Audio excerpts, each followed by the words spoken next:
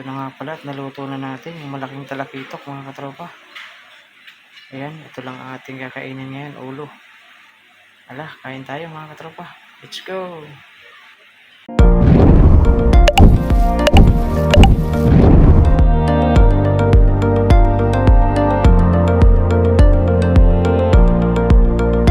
Nagluto pala tayo mga katropa ng malaking talakitok.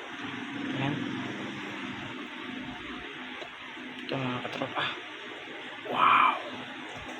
Yummy!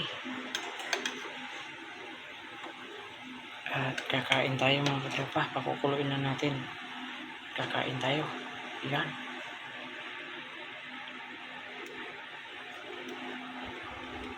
Ayan mga katropa. Isang malaking talakitok. Ayan.